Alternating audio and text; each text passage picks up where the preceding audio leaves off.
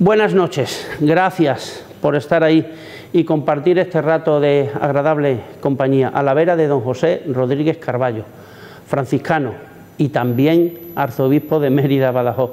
Bien hallado, don José. Buenas noches. Y a usted especialmente, es un honor que esté usted con nosotros aquí. Debo advertirle que juego con ventaja en este programa, porque yo todos los días hay que poner los medios humanos, que ya se encarga Fran, y también pongo los sobrehumanos, y yo rezo todos los días por usted, con nombre y apellido. Oremos pro antisite huius diocesis, me decían. Pero, y usted por mí no puede rezar porque no sabe mis apellidos. O sea que esa ventaja ya la llevo de entrada, que lo sepa. Me alegro de que lleves ventaja. Este es un programa, lo sabe muy bien Juanjo, que empezamos bien, terminamos bien, todo normal y positivo, pero muchas veces es un misterio. Confiemos en que los misterios de hoy sean gozosos. A ver si no me confundo. Don José Rodríguez Carballo nació en Santa María de los Doselos, que efectivamente, como usted bien sabe, está a 24 kilómetros de mi querida Berín, cuna de los vinos de Monterrey, que doy fe que son magníficos, don José. Muy buenos, muy buenos. Yo cuando estoy por allí los pruebo. Yo los pruebo casi todo el año, gracias a Dios. Mire, Galicia, Berín y Galicia es el lugar del mundo donde mejor se come. Menos mal que no tiene jamón de pata negra, porque entonces sería un agravio para el resto de la humanidad. O sea que... Bueno, no solo comer bien. Yo creo que el paisaje, el clima, las gentes. Nuestra riqueza es la gente. Pues sí.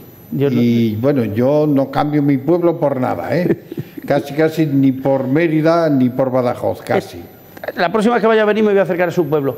Don José, primera pregunta. ¿Usted qué predica o a quién predica? Bueno, yo intento predicar el Evangelio.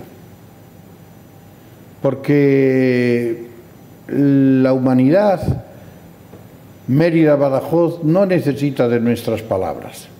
No necesita de mis palabras. Necesita de escuchar la palabra de Dios.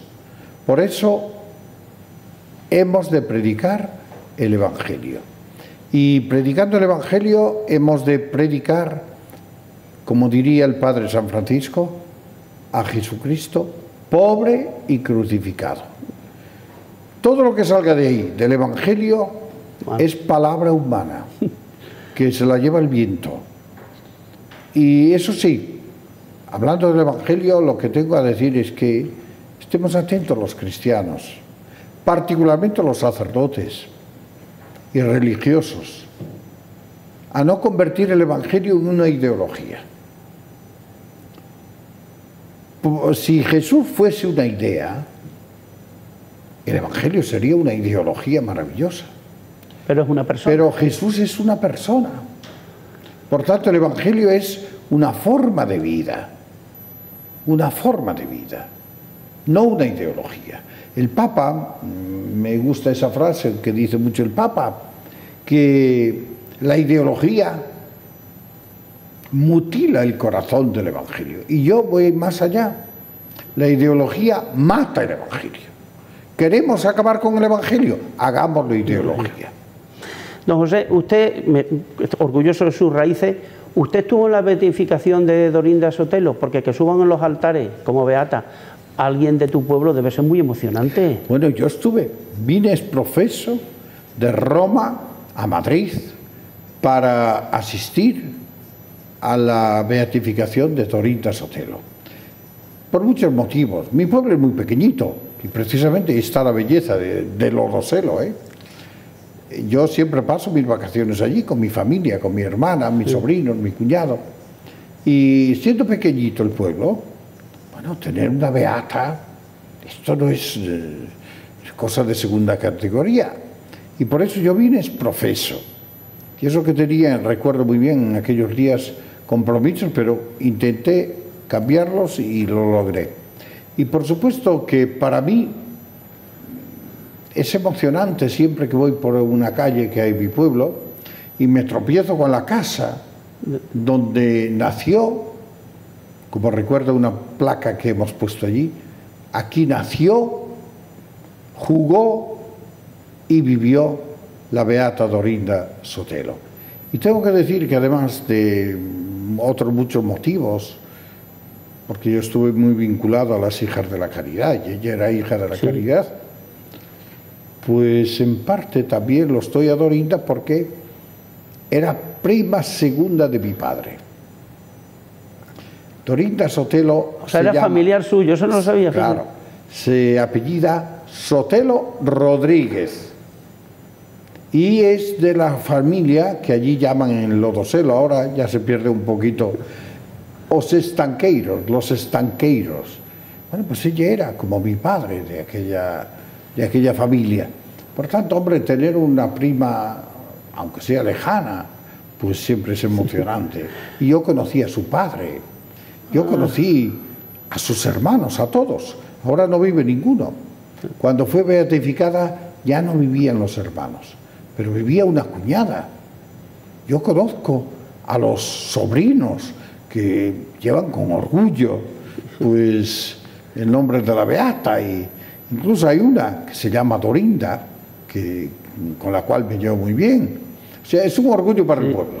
Fíjese, en Mérida, y a mí da un poco de penilla comentárselo, tenemos un beato, el beato Padre Cristóbal de Santa Catalina, el de mi providencia y tu fe mantendrán esta casa en pie. En mi parroquia, en San José, es cierto que tiene un altar, que además tiene un lema precioso, dice: confiad, la mano de Dios se abre cuando las necesidades aprietan. Pero yo decía, hombre, tenemos un beato emeritense, caramba, que podíamos... Bueno, pero esto es opinable. ¿Usted tiene un doblete? ¿Sigue siendo arzobispo de Belcastro? No.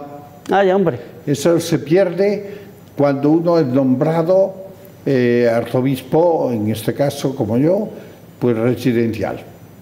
Por tanto, la sede que yo sepa de Belcastro sigue vacante en este momento.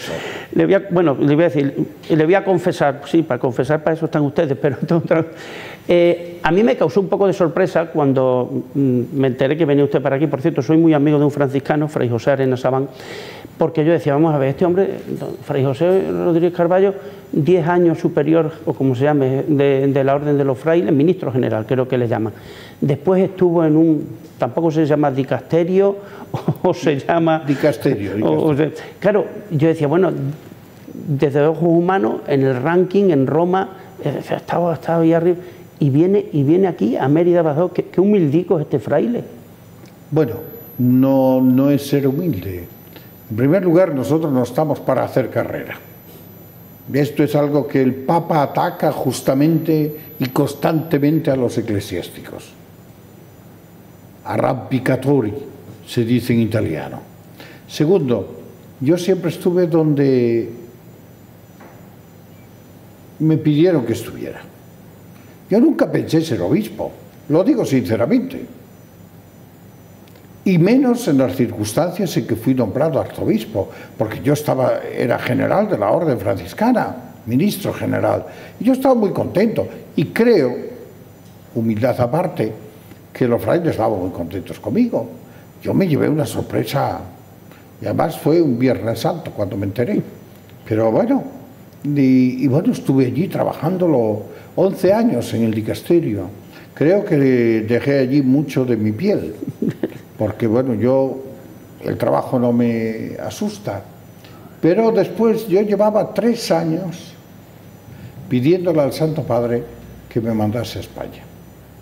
Yo estaba muy cansado, el trabajo era agotador, y entonces, bueno, 3 años, y el Papa siempre, bueno, lo pensaré, después lo pensó, decidió, entre otras cosas, porque bueno, humanamente parece que a mí esas cosas que siendo arzobispo no me podía mandar a una diócesis cualquiera, tendría que mandarme a un arzobispado.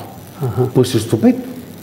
Y puedo decirles, yo sé muy bien que Mérida, Badajoz, para muchos no es apetecible. Yo me encuentro feliz. Feliz. Si yo hubiera escogido, yo he sido enviado, pero si yo hubiera escogido, no hubiera podido escoger sitio mejor. Pero, don José, pero hay un dato. Mire usted habla, que yo sepa, 5 idiomas vivos y 3 lenguas muertas. Aquí en Mérida, Badajoz, hablando el español y el portugués, o el portuñol, y un poquito latín, ya la diferencia aquí no va a tener usted... Pues mejor.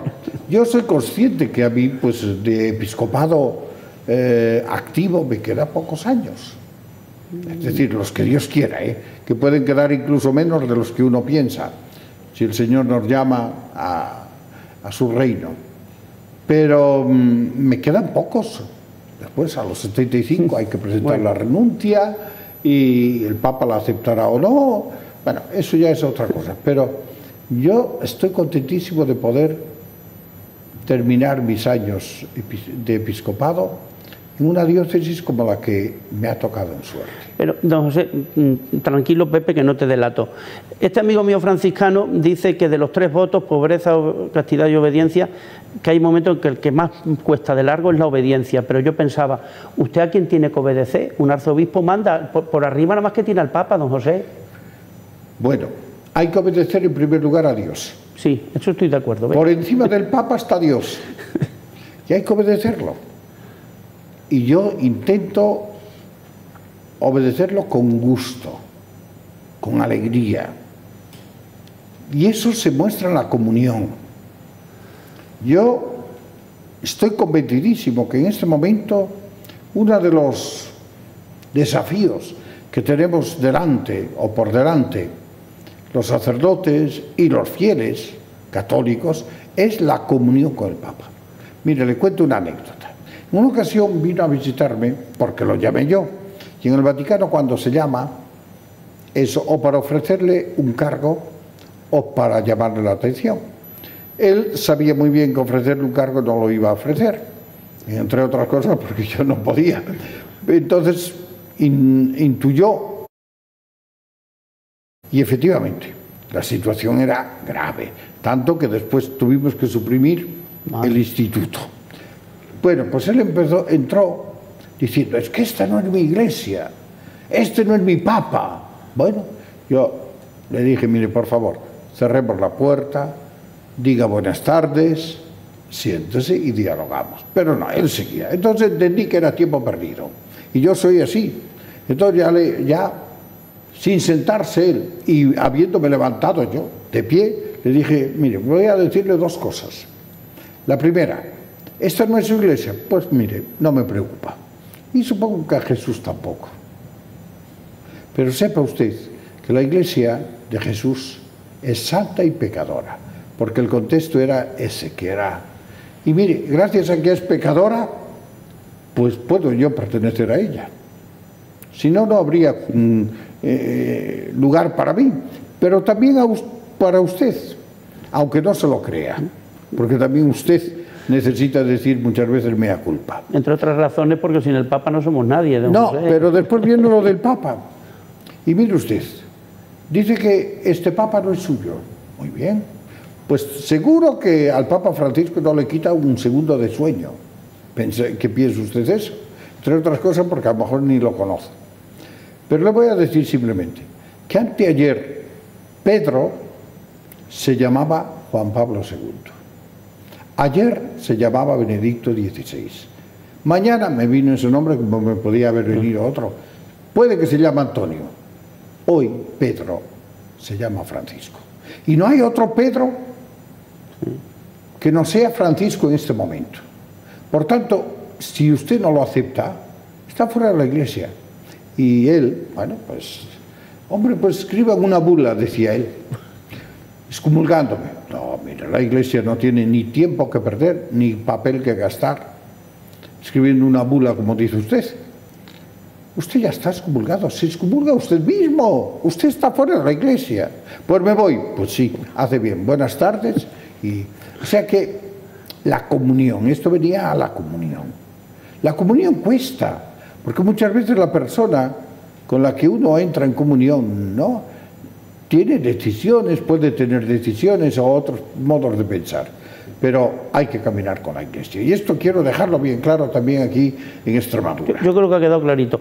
Además de la vocación de Santa María, bajo la vocación de la Anunciación, me parece que es en Lodoselo, ¿no? Santa María de la Anunciación. No, la Asunción. De la Asunción, perdón. Es curioso, tienen también como copatrono a San Roque, que es patrono de los peregrinos. Sí. Por cierto, ¿sé hasta cómo se llamaba el perro de San Roque? Que acostumbraba... Pues no sé. Es patrono de los peregrinos porque acostumbraba a curar simplemente haciéndoles la señal de la cruz, no solo a las personas, sino también a los animales. La perra se llamaba Rouna, la perra de San Roque. Sí, Ahora, sí. Pues lo predicaré Bueno, el próximo 16 de agosto. Pues me he enterado metiéndome en la página de los doselos. Pero yo le iba a preguntar, ¿usted como franciscano, como buen franciscano, cree que hay perros en el cielo? Bueno, mire, yo creo que el cielo es para las personas. Porque el cielo es una opción. Yo siempre digo que la omnipotencia de Dios, esto puede sonar a herejía, que la omnipotencia de Dios termina allí donde, para usarla, tendría que suprimir la libertad del hombre. Porque Dios nos quiso libres. A mí a veces me fastidia que me haga tan libre, don José. Pues mejor que no duerma por la libertad. Es que, entonces, claro, el perro no es libre. El perro va donde va su amo. Bueno, yo no me meto ahora si hay perros o no allá. Es una pregunta que nunca me hice y que no me preocupa. A mí lo que me preocupa es que vayamos nosotros, eso sí. Y voy a decir una barbaridad. Una barbaridad. Que lo diga un arzobispo, a lo mejor a algunos les puede escandalizar, pero bueno, de eso estoy convencido. Mire usted, el infierno existe, no cabe duda. Pero lo que no sabemos es si en él hay algún condenado. ¿Por qué? Porque la misericordia de Dios es tan grande, tan grande, tan grande, que Él se las va a apañar, como Dios solo sabe, para que antes de morir tengamos un átimo de buen sentido, de sentido común, para arrepentirnos. ¿Y si no? Hay una aparición, yo no es que sea muy ingenuo, pero una aparición del Sagrado Corazón a Santa Margarita María de Alacoque. Y Santa Margarita, como buena mujer que era curiosa. Entonces le preguntó a Jesús, dime si Judas está en el infierno o no. Y Jesús le habría respondido, no te digo lo que hice con Judas, porque si no los hombres no se arrepentirían. Ya respondió. Sí, así que miren, la misericordia de Dios, pero no entremos en eso. Pero como posibilidad existe. Y esto es lo que tiene que contar, porque Dios no puede privarnos de nuestra libertad. Y don José, también podemos recurrir a su madre. Antes decía usted, Santa María de la Asunción, reconocer el valor espiritual de la devoción a la Virgen lo lleva este franciscano, lo llevan los genes, porque claro, si en su pueblo ya tenía una devoción. Esto viene a cuento, este preámbulo, porque a mí me gusta mucho el nombre que ha puesto de una luz en Chandavila. Es decir, que entonces es una continuidad. A mí no me va a pedir Dios que vaya de rodillas, ¿verdad?, sobre los erizos de un porque Cataño. No tienen tanta fe como tenía Marcelina. Y a mí tampoco, porque también no tengo tanta fe. Pero miren, yo sé que usted está pensando en mi madre Celia, por la devoción que ella tenía a la Virgen. Es verdad que yo tengo mucha devoción a la Virgen, mucha. Y voy a decir otra barbaridad. Hoy el arzobispo está en familia y entonces puede decir, pues... Le agradezco la sinceridad. Yo no soy de muchas Ave Marías. Rezo el rosario todos los días, porque yo lo considero una oración maravillosa. El breviario de los pobres le llamaron. Por tanto, yo animo a rezar mucho el rosario. Pero después no soy de muchas Ave Marías. Pero cuénteme, su madre Celia, ¿cómo lo mamó esto ya usted? Soy muy devoto. Y esto lo mamé de mi madre Celia. Mi madre Celia era una mujer sencilla, de pueblo, muy inteligente. Lo dicen los compañeros que estuvieron con ella en la escuela. Cuando el maestro preguntaba algo, a la Celia responde. Y de hecho la obligaban a sentarse en primer banco para que respondiese. Era muy inteligente y muy emprendedora, ¿eh?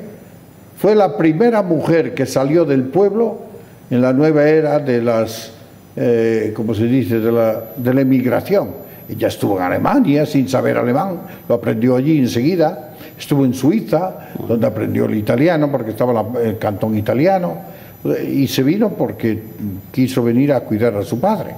Bueno, pues yo mamé la devoción a la Virgen de mi madre.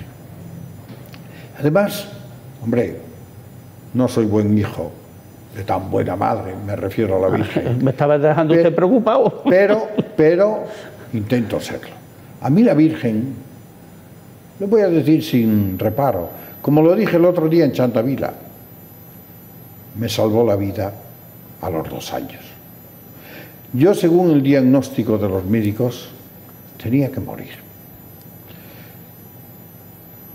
Ya agotadas todos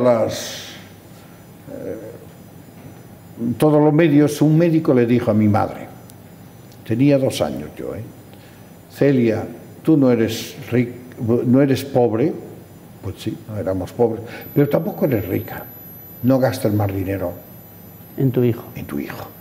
Tú que eres devota de la Virgen, porque era famosa la devoción de mi madre a la Virgen ya, pídela a la Virgen, que te lo cure o que te lo lleve.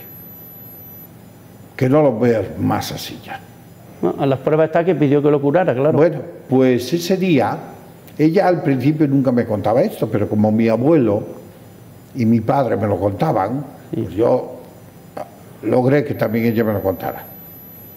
Aquel mismo día al llegar a casa, mi madre reventada, y había sido un día tremendo, y sobre todo, pues claro, eso de ver a su hijo que no tenía humanamente curación, es muy duro. Pues me cogió en brazos, salió al balcón, hoy no vivimos en esa casa, pero en aquel momento tenía un balcón, en dirección hacia un pequeño santuario de la Virgen de los Dolores, 15 kilómetros más o menos. No se veía el santuario, por supuesto, pero la dirección era esa. Y ahí ella le pidió a la Virgen, cúramelo o llévamelo. Y si me lo curas, será siempre para ti. Y eso fue la frase. Bueno, pues aquella noche yo dormía, parece, en una camita, en una cuna, no sé qué sería exactamente, al lado de la cama de mis padres. Pero esa noche me metieron entre los dos, pensando que probablemente esa noche moría. Pues aquí que mi madre cayó dormida, agotada. Mi padre, a eso de la medianoche, la despierta. Celia, Celia, que nuestro hijo está curado. Y aquí estoy. Y mi madre prometió llevar el hábito de penitencia durante toda su vida. Y lo llevó. Y prometió todos los 15 de septiembre ir a pie y descalza. Eran 15 kilómetros de que nos separaban de la iglesia esa donde todavía hoy se venera la Virgen de los Dolores. Y eran por caminos increíbles. Hoy hay carretera, y bueno, pero en aquellos tiempos era monte. Descalza. A veces llegaba ya sangrándole los pies. Cuando ya estaba enfermita la pobre, pues yo solía venir en coche donde estuviera para ir y yo, mamá, te llevo en coche. Ella, no, hija, no. Yo sé cómo estabas y cómo estás. Mientras pueda, iré yo a pie. El último año que vivió, ya veía que no podía ir. Entonces me encargó a mí, mira, Pepe, me llamaban Pepe, compra una imagen de la Virgen de los Dolores, que la quiero dejar en la parroquia. La compré, preciosísima, porque además la compré en un anticuario, es de un escultor famoso, bueno, es hermosísima. Ella encargó un manto precioso a las clarisas y el 15 de septiembre de hace 32 años salió la Virgen y mi madre la pudo ver. Y al entrar en la iglesia, mi madre era muy espontánea, pues en voz alta dijo, aquí os la dejo. Este es mi amor preferido y aquí os lo dejo. Y ahí estamos, 32 años celebrando la fiesta. Este año no fui, porque yo le prometí a mi madre que mientras pudiese iría yo a presidir la fiesta. Este año no, porque claro, ahora está la Soledad y está Chandavila, y yo sé bien dónde tengo que estar, y la Virgen seguro que lo agradece. Chandavila, bueno, yo conozco un tal Juanjo Montes que desde luego lleva 30 años hablando de Chandavila. ¿Qué digo? 30, más años, al final lo ha conseguido. ¿Piensa usted que puede ser, que es un encuentro personal con Jesús y con su madre, y que esa devoción va a tener a partir de ahora, gracias a esta consideración de santuario, un impulso grande? Yo así lo creo. Y sobre todo me da mucha esperanza porque Chandavila, hoy por hoy, y mientras yo sea arzobispo de Mérida, Badajoz, insistiré en eso, es un lugar sencillo. Yo el día 15 de septiembre en la homilía, pues hablando de que la Codosera, Chandavila, un pueblo aislado. ¿Quién iba a pensar que Chandavila fuera escogido por la Virgen para hacerse presente? Después a dos niñas, pobres. Los padres de Marcelina al menos vivían gran parte del contrabando. Estamos en la raya mismo con Portugal. Y pobres. Por encima estaban alejados de la iglesia. El padre había sido fusilado después de la Guerra Civil Española y la madre en parte culpaba a la iglesia de ese fusilamiento. Pues ¿quién iba a decir que la Virgen precisamente escogiese esa situación? Un pueblo enfrentado entre un bando y otro bando, como pasaba en casi toda España después de la guerra. Y fue a escoger ese pueblo y esas circunstancias familiares para hacerse presente. A mí eso me encanta. Y tengo que decir que también le impactó al Papa. Me lo comentó en la audiencia que me concedió el 29 de agosto. Y me pidió que le conservase ese lugar alejado de todo turismo, aunque sea religioso, turismo no.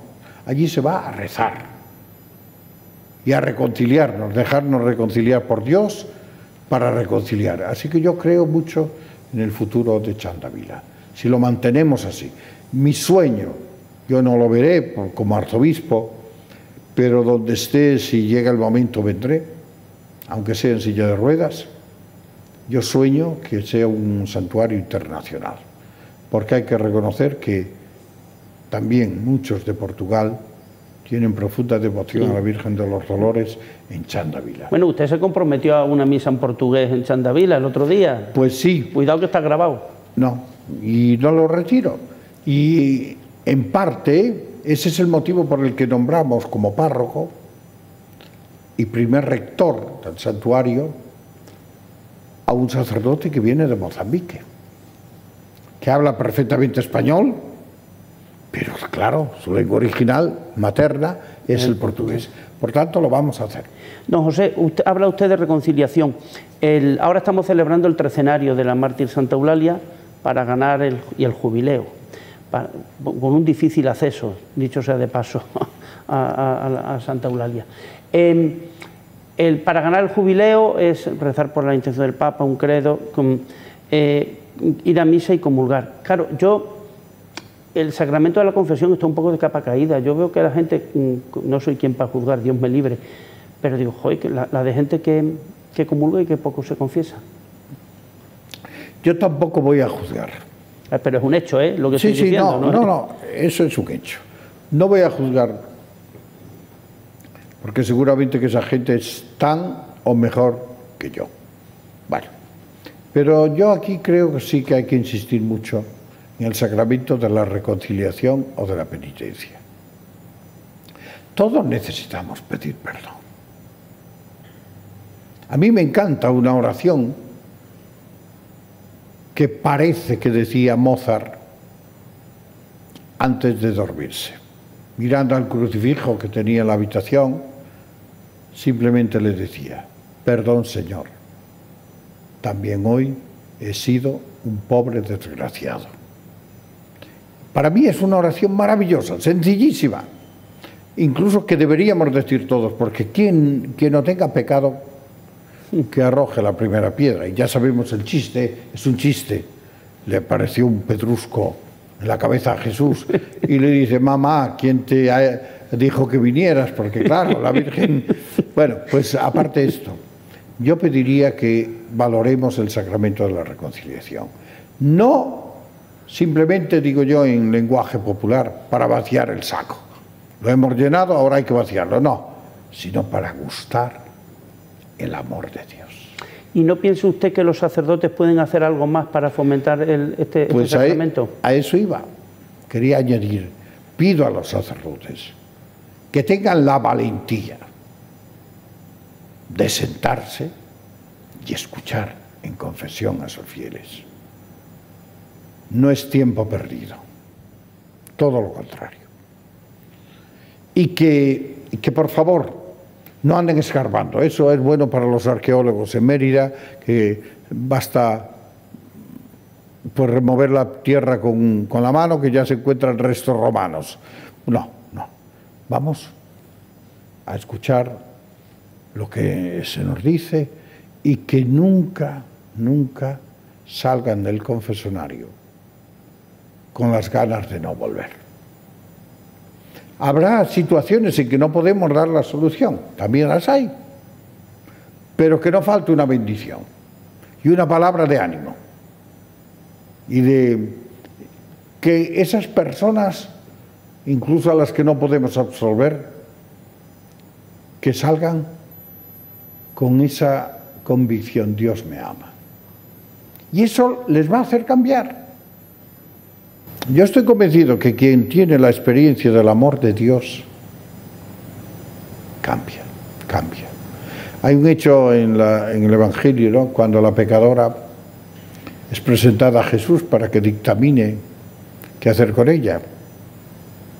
Y Jesús le dice: mujer, nadie te ha condenado. Pues yo tampoco. Esa mujer no lo dice el Evangelio, pero yo estoy convencido que no volvió a pecar, porque finalmente se encontró con ojos de misericordia en Jesús. Y eso cambió su vida. Yo estoy convencido, yo soy biblista, pero eso no lo dice la Biblia, pero yo estoy seguro que entre el grupo de mujeres que seguían a Jesús estaba esa. Porque la confesión no es un tribunal. También es, hombre, tenemos que... Pero dejemos eso. La confesión es el encuentro con el amor de Dios, que me perdona. Y no es el sacerdote, otra cosa que puede escandalizar. No soy yo como sacerdote que perdono. Es Él que a través de mí, sacerdote, perdona. Pero es Él. Pero quizás nos falta formación. Mire, yo tengo un amigo a quien quiero mucho, y además es mejor persona que yo, y desde luego menos pecador que yo, pero que un día me dijo: no, yo Rafa, me confieso directamente con Dios. Entonces, no es un chiste lo que le voy a contar. Entonces le dije la verdad, digo: pues mira, quien así mismo se capa, bueno, esto se deja. Quiero decir que te confías directamente con Dios. Pero piensa uno que a veces dice: bueno, pero este pensará: bueno, Rafa, tú te confiesas y sigues siendo peor persona que yo, por decirlo así. Bueno, en primer lugar, tenemos que tener presente que Dios se sirve de la Iglesia, que es santa y pecadora. Por tanto, el sacerdote que absuelve en nombre de Jesús y de la Iglesia puede ser más pecador que el penitente, pero se sirve de esa persona para transmitir el perdón. Nosotros no podemos entrar en esa lógica de una religión, bueno, intimista, yo y Dios. No. Aquí somos tres: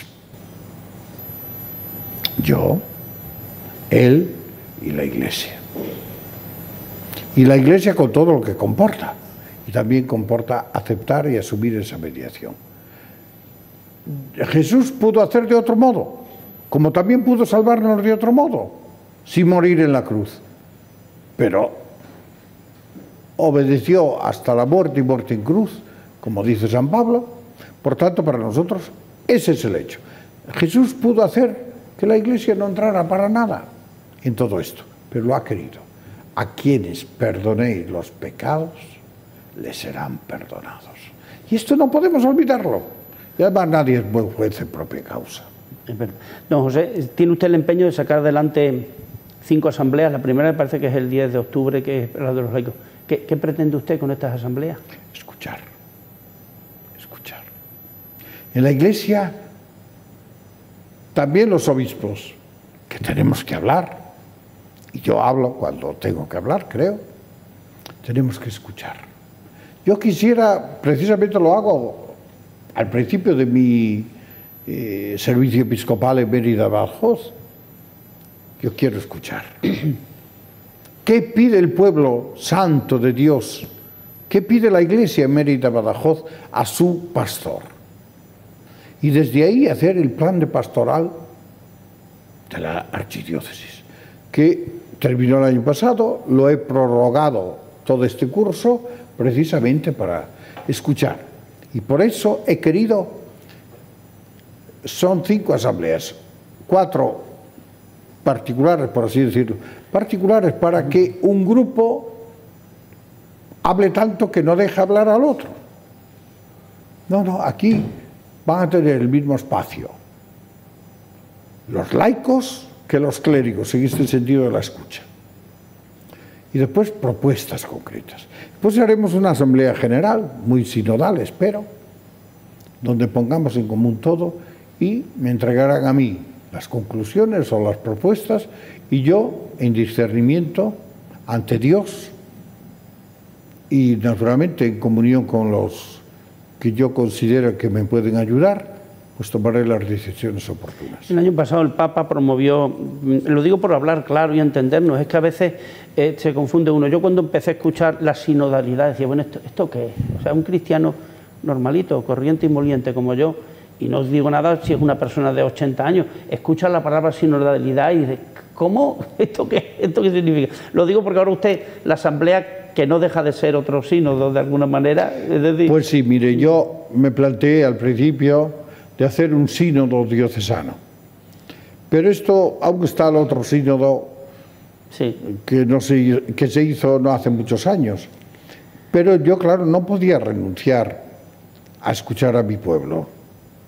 Y en esa actitud estoy. Y por eso, bueno, pues no todos lo veían tan claro. Incluso de mis colaboradores más cercanos. Pero bueno, yo esto fue una cosa que medité mucho. La hablé con el Santo Padre para tener un poco, digamos, la luz verde de quien tiene que tenerla. La comunión pasa por eso. Y el Santo Padre me animó muchísimo a esto. Me gusta eso. Llévalo adelante. Claro, esto a veces uno casi se arrepiente porque comporta exponerse a escuchar lo que a lo mejor no desea oír. Pero bueno, estamos aquí para escucharnos y ver lo que se puede hacer. Esto no quiere decir que todas las propuestas vayan a ser aceptadas. La responsabilidad última la tengo yo, eso está claro. A mí me veo, por ejemplo, que el Santo Padre, viendo que peligraba el sínodo sobre la sinodalidad y que se centraba demasiado en cuestiones puntuales, importantes para la Iglesia, pero que no necesariamente tienen mucho que ver con la sinodalidad, bueno, pues aparcó algunos temas para comisiones de estudio y el sínodo va adelante con los objetivos que había. ¿Qué es un agente de pastoral, don José? Un agente de pastoral, pues es una persona que colabora con la pastoral de la parroquia, del arciprestazgo, de la diócesis o de la Iglesia Universal y asume su responsabilidad en determinadas áreas. Por ejemplo, puede ser el área social. Bueno, Lo que necesitamos hoy es mano de obra también, ¿eh? Sí. Y no solo buenos deseos. Es que la Iglesia debe. ¿Y tú qué estás dispuesto a hacer en ese debe? Porque la Iglesia eres tú como el obispo, con responsabilidades distintas, pero todos somos Iglesia por ser bautizados. ¿Y un diácono permanente? ¿Qué es? ¿Es algo más que un ministro extraordinario de la palabra, pongamos por caso? Por supuesto, porque ya... Pero no hay apenas diáconos, ¿no? Hay una ordenación por medio, ¿eh? Que el ministro extraordinario es una bendición. Sí. O hay otros ministerios laicales, ¿no? Este diácono permanente es una ordenación y por tanto hay una impronta. Dice apenas hay, bueno, depende. Nuestra diócesis es de las 10 que en España no tiene diáconos permanentes. Todas las demás lo tienen. Por eso yo quiero instituir el diaconado permanente en nuestra diócesis. Pero atención, el diácono no es un monaguillo de primera. Es decir, simplemente para estar al lado del sacerdote o del obispo en el altar. También esto tiene la dimensión litúrgica. Pero el diácono es un ministro que tiene que asumir ciertas responsabilidades también en otros campos. Por ejemplo, el campo caritativo. A través de Cáritas o de otras cosas, pero tiene que mojarse. O en otros ministerios, por ejemplo, si enseña, tiene que hacerlo como diácono. Ya no es el profesor de religión, es el diácono que enseña religión, que es distinto. Don José, la Virgen de Guadalupe, este es un tema que a lo mejor no está usted cómodo, ¿no? Pero lo tenemos que tocar todo. La Virgen de Guadalupe, que es patrona de Extremadura, casualmente desde que en 1907 llegan los franciscanos, coincidió cronológicamente, claro, es muy cómodo. Bueno, incluso usted lo ha charlado con el Papa Francisco, pero a veces uno se olvida de que si Guadalupe pasa a una diócesis extremeña, hay 30 pueblos que se quedan sin cura. Claro, esto también hay que valorarlo. ¿Qué quiere usted? Bueno, toda la Siberia extremeña, hasta la Rubia. Hay que valorar todo. Y por eso yo optaré por el camino del diálogo. Ya hemos logrado algo. Sí, bueno, celebró usted el Día de Extremadura. Por primera vez en la historia, pues el día 8 de septiembre, sí, que es la Natividad de la Virgen, celebró la misa un obispo extremeño, o un obispo que está en Extremadura. ¿Usted en concreto? Yo en concreto, para mí fue un gran honor. Y además yo estoy muy vinculado a ese lugar, porque como están los franciscanos, pues yo lo he visitado muchas veces. Sí, está esa realidad, que la diócesis de Toledo, bueno, pues lleva unas 30 parroquias en Extremadura. Y eso pues hay que ver si las diócesis extremeñas están en grado de asumir o no la responsabilidad pastoral en esas 30 diócesis. 30 parroquias muy bien atendidas, por cierto. 30 parroquias. Pues todo eso hay que tenerlo en cuenta, pero yo no renuncio a que ese sueño, que parece un sueño, un día se haga realidad. Pero siempre en diálogo. Muy bien. Siempre en diálogo. Y no hay por qué tampoco vincular necesariamente las 30 parroquias al monasterio de Guadalupe.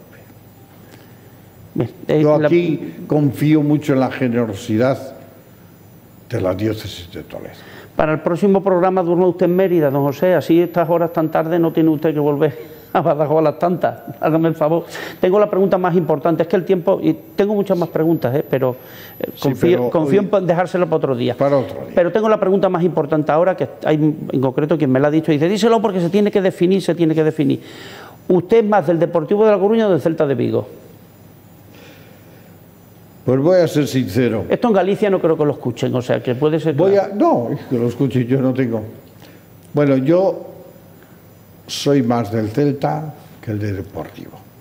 Pues estas aficiones no se explican. Simplemente se sienten. La razón aquí influye poco. Pero a mí me queda más cerca, afectivamente, Vigo que Coruña. Con todo respeto por Coruña, que hasta la época de las autonomías era un poco la capital de Galicia. Pero Bueno, yo conozco a muchas personas que están vinculadas al Celta, o al Celtiña, como decimos nosotros allá, y bueno, pues me siento muy cercano al Celta, sin por ello sentirme lejano al deporte. Usted es consciente de la pequeña rivalidad pueblerina entre Mérida y Badajoz, que también salpica a la Iglesia porque forman parte de estas sociedades, ¿cómo no? Con este toro tiene usted que lidiar, don José. Pero usted ha dicho bien, son cosas pueblerinas. Tanto Mérida como Badajoz no son pueblos, son ciudades. Volemos más alto, volemos más alto. Yo, intentando, bueno, razonar, y creo que es objetivo, a los de Mérida les recuerdo que la sede... yo soy de Mérida, a mí, recuérdemelo. Recuérdemelo a mí. A los de Mérida les recuerdo que la sede episcopal está en Badajoz. Allí está la catedral, que es la iglesia madre. Allí reside oficialmente el arzobispo. Y a los de Badajoz les recuerdo que somos arzobispado gracias a Mérida, que tiene el privilegio, y en esto no somos muy conscientes, pero el Papa nos lo recordó, en ese pregón, que en realidad hizo un pregón dentro del pregón de Semana Santa, y nos recordó que Mérida es la cuna del cristianismo hispano. Pues esto es algo que tenemos que, de lo que tenemos que ser conscientes y también explotarlo. Y por eso yo voy a venir un día a la semana a Mérida, para estar aquí, cerca de los fieles que quieran venir a hablar conmigo, y de los sacerdotes y de todos los agentes de pastoral. Así que superemos esas rivalidades, porque, como dijo usted, son pueblerinas, y nosotros queremos ser de ciudad. Muchísimas gracias, don José. Como me quedan la mitad de las preguntas, dentro de poco tendrá usted que venir, ya que me las he currado. Otro día, porque pues, hoy hay otras obligaciones que bueno, me están urgiendo. Mi estimado pastor, muchas gracias por compartir este ratito con nosotros, y paz y bien, por supuesto. Bueno, pues paz y bien, y gracias a ustedes y a todos aquellos que nos verán por la televisión extremeña. Romanito, ha sido un honor contar con don José esta noche. Y ustedes hasta siempre, que en concreto el hasta siempre es hasta la semana que viene, si Dios quiere. Y la Virgen de Santa Vila nos ayuda. Muy buenas noches a todos.